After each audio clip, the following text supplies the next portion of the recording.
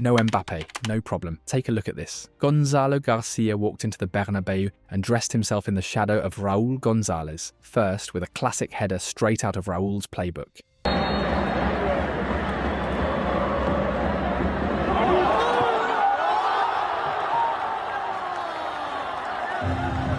Then, with a brutal long-range strike, pure confidence, pure conviction. And finally, with the kind of magical finish only a generational number 9 even dares to attempt.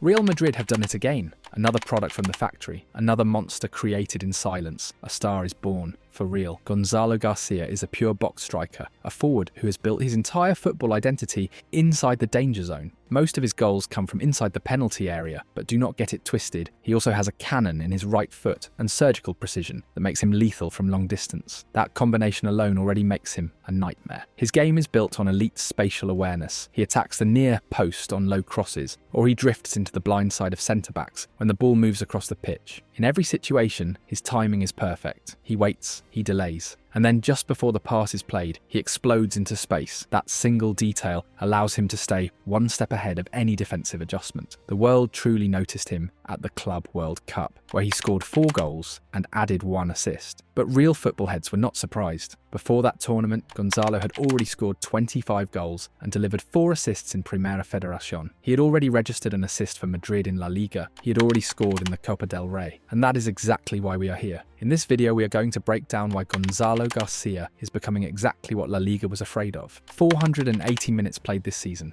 3 goals, 1 assist. On paper, that sounds like very little time and very little protagonism for the Golden Boot winner of the Club World Cup and the top scorer with Castilla, but that is exactly the point. Gonzalo García's talent is overwhelming. It is so natural, so sharp, that we can already say this without fear. His goal instinct and finishing quality are comparable to those of Raúl González Blanco. Don't believe it? Take a look at this. Gonzalo García Torres was born with a ball at his feet in Madrid on the 24th of March 2004. His early development came through the SEK Academy, an academic partner of Real Madrid, before moving to Club Santa Barbara and Jarama Race at just 10 years old. La Fábrica secured his signature while he was still in the youth categories. After spells in Alevín and Infantil, he left temporarily to join Mallorca's academy, playing as a cadete in the 2018 to 2019 season. 1 year later, Gonzalo returned to Real Madrid, where his progression became relentless. He climbed through every youth level, eventually reaching Castilla, now under the direct guidance of Raúl himself. Along the way, Gonzalo won the Copa del Rey Juvenil in back-to-back seasons, as well as the Copa de Campeones. He is also a Spain under-19 international, already recognised at national level. The departures of Sergio Arribas, Carlos Dotter,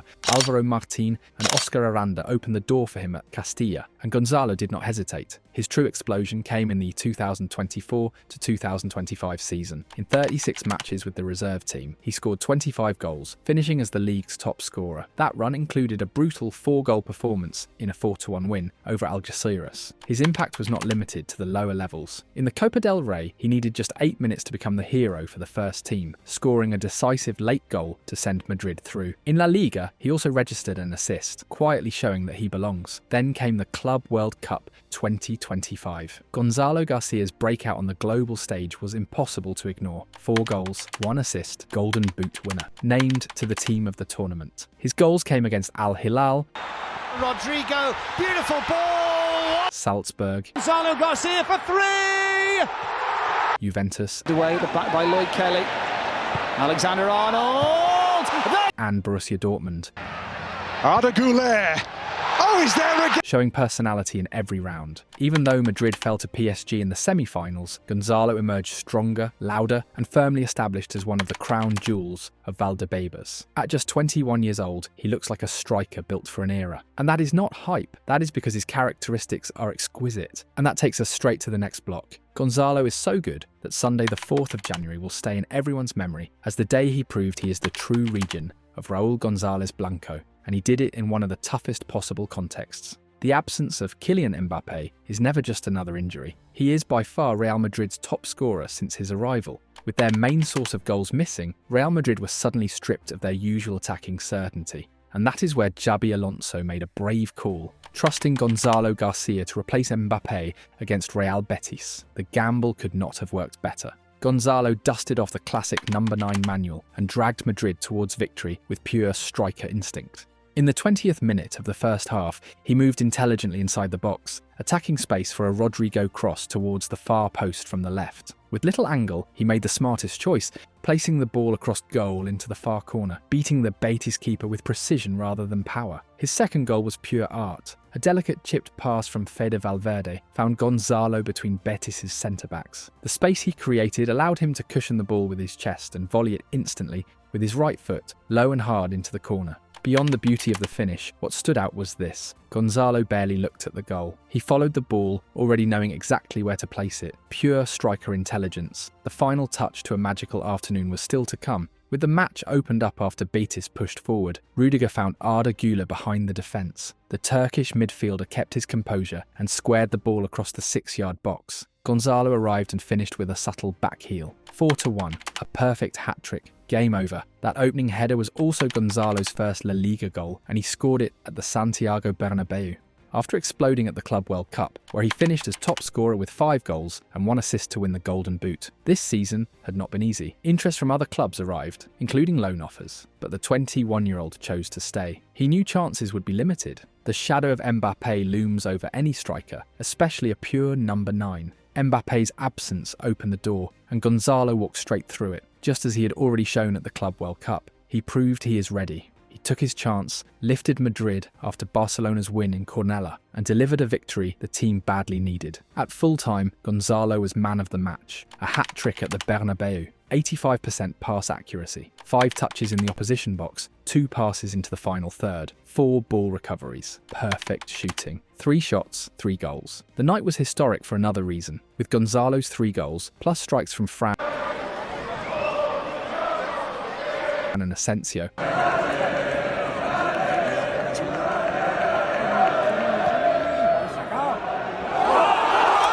Madrid won 5-1, with goals scored only by academy players. That had not happened at the Bernabeu since the 25th of November 1989, in a 7-2 win over Zaragoza, featuring goals from Michel,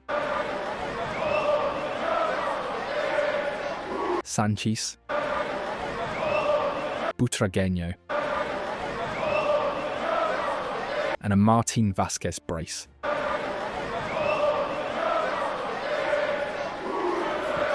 So now the question is unavoidable. What more does Gonzalo García need to do to be a starter at Real Madrid? Gonzalo García has a very specific situation. His natural position is already occupied by Kylian Mbappé, the best player at Real Madrid right now. Mbappé has 29 goals and 5 assists in just 24 matches.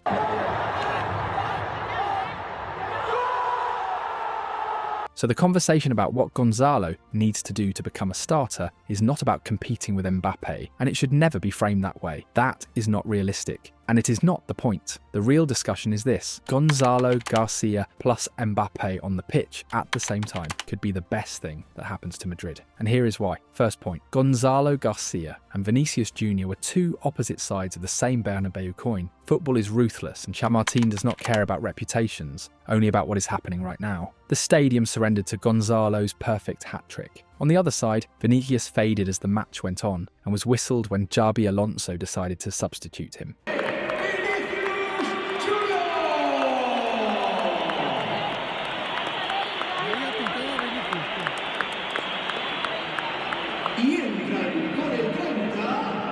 And this moment reflects what has been happening with Vinicius over the last few years. Vinicius was the favourite to win the 2024 Ballon d'Or.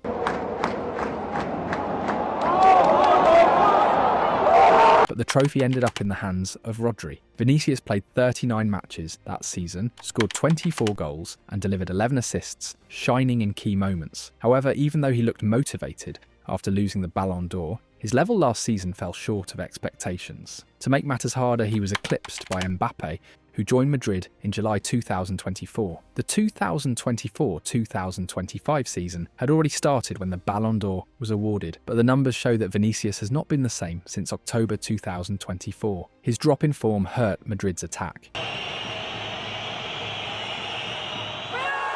The team excited fans after winning the European Super Cup and the Intercontinental Cup in late 2024.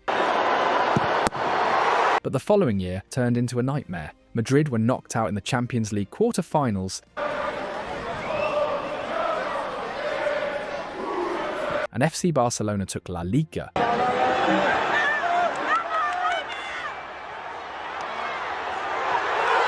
The Copa del Rey, and the Super Cup.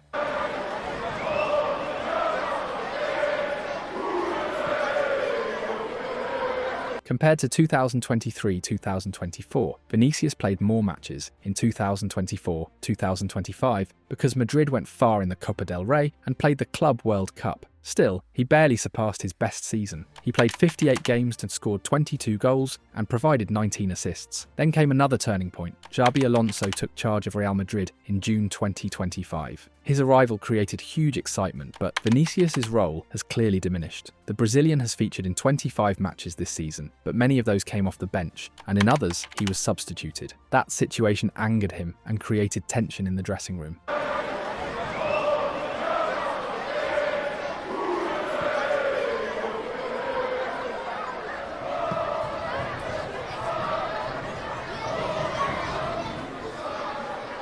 In La Liga, Vinicius started 16 of 19 matches, but completed the full 90 minutes only 6 times. In the Champions League, he started 5 of 6 games and finished only 2. In the Copa del Rey round of 32, he stayed on the bench. His current numbers are 5 goals and 8 assists in 24 matches. Defeats last year, and so in the end, it's something that we don't want to see, or at least we don't want to see often. It happens at some point, but it was quite sad to see it. After we saw when he came back, probably someone talked to him and try to make them understand what is the situation.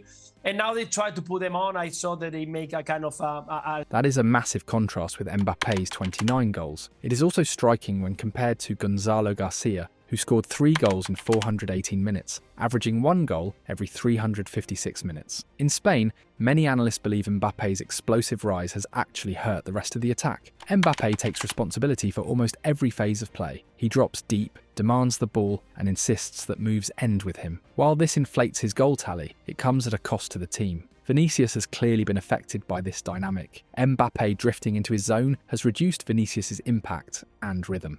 Now this brings us to the most important point. One of the best versions of Mbappe we have ever seen was when he played alongside Olivier Giroud. Together, they were key pieces in winning the 2018 World Cup. That partnership matters because it shows a path forward. Xabi Alonso could replicate that idea with Gonzalo García and Mbappe. Mbappe is a goal machine, no doubt, but after him, Madrid's next top scorer in the league is Vinicius with just 5 goals. That is the real problem. A true number 9 like Gonzalo could free Mbappe, balance the attack, and fix Madrid's lack of goals beyond their superstar. So the question is not whether Gonzalo should replace Mbappe. The real question is much bigger. What happens when Gonzalo García and Kylian Mbappe play together? Mbappe with a natural number 9 in front of him becomes a completely different weapon. A true striker gives him freedom, especially to attack from the left into central areas. When Mbappe drifts inside and the striker plays as a wall, holding defenders and linking play, a lethal system is activated. But the real proof came in 2022 Qatar. In that tournament, Giroud and Mbappe dominated together.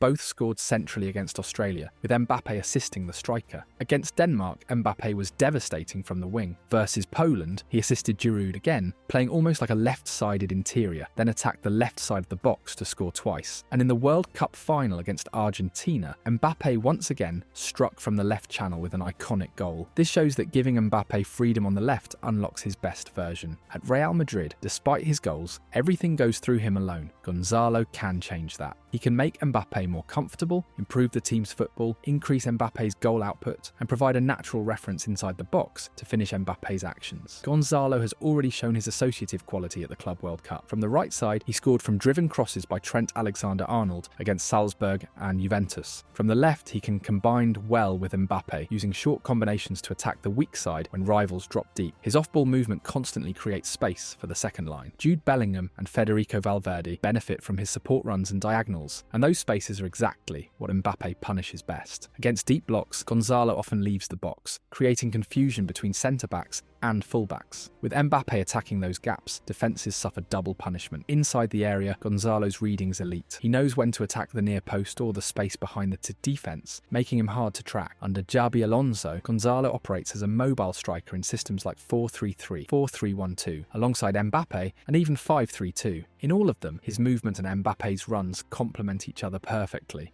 That is why Gonzalo Garcia plus Kylian Mbappe is not a debate, it is a tactical solution.